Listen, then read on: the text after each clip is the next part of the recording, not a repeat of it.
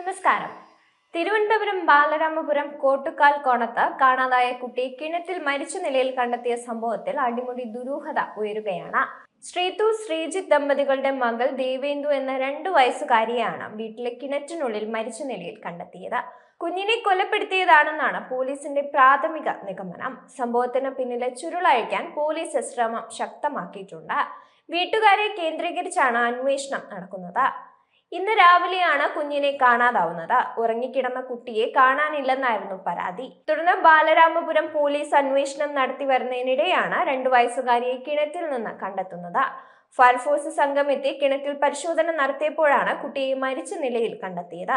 കുട്ടിയെ മരിച്ച നിലയിലാണ് കണ്ടെത്തിയതെന്നും തനിയെ കുട്ടി അവിടെ പോയി കിണറ്റിലേക്ക് വീഴാനുള്ള സാധ്യതയില്ലെന്നും ദുരൂഹതയുണ്ടെന്നുമാണ് എം വിൻസെന്റ് MLA പറയുന്നത്. സംഭവത്തിൽ അന്വേഷണം നടക്കുകയാണെന്നും ചോദ്യം ചെയ്തു വരികയാണെന്നുമാണ് നെയ്യാറ്റിൻകര DYSP പറയുന്നത്.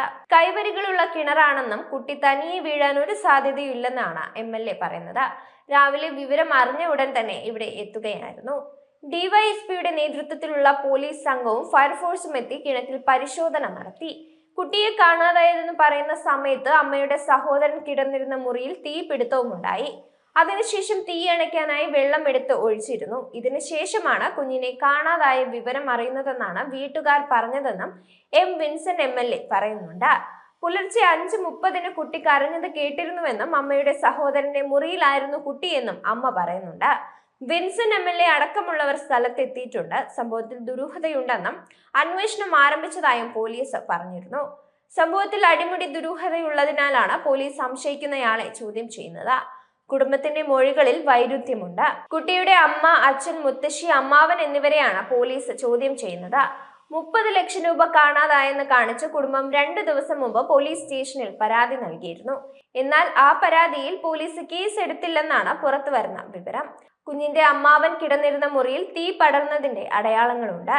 ഇവിടെ നിന്നും മണ്ണെണ്ണയുടെ സാന്നിധ്യവും പോലീസിന് ലഭിച്ചിട്ടുണ്ട്. ഇതോടെ വീട്ടുകാരെ കേന്ദ്രീകരിച്ചാണ് പോലീസ് അന്വേഷണം പുരോഗമിക്കുന്നത്.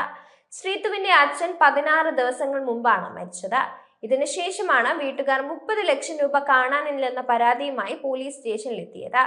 ശ്രീതുവും ശ്രീജിത്തും സഹോദരനും അടക്കം ഇപ്പോൾ പോലീസ് സ്റ്റേഷനിൽ ഉണ്ടെന്നാണ് വിവരം.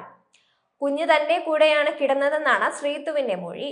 പുലർച്ചെ എഴുന്നേറ്റപ്പോൾ അച്ഛന്റെ കൂടെ കിടത്തിയതിനു ശേഷം താൻ എഴുന്നേറ്റ് പോയെന്നും തിരികെ വന്നപ്പോൾ കുഞ്ഞിനെ കണ്ടില്ലെന്നും അമ്മയുടെ മൊഴിയിൽ പറയുന്നുണ്ട്.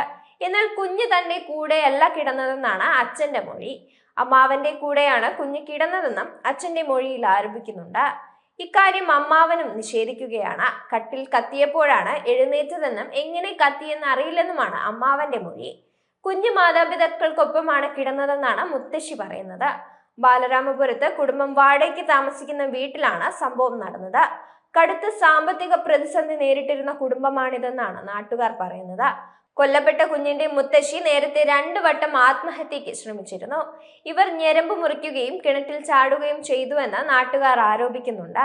ശ്രീതുവും ശ്രീജിത്തും അകന്ന് കഴിയുകയായിരുന്നുവെന്നും ശ്രീതുവിന്റെ അച്ഛന്റെ മരണത്തെ തുടർന്നാണ് ശ്രീജിത്ത് ഈ വീട്ടിലേക്ക് വരുന്നതെന്നുമാണ് വിവരം.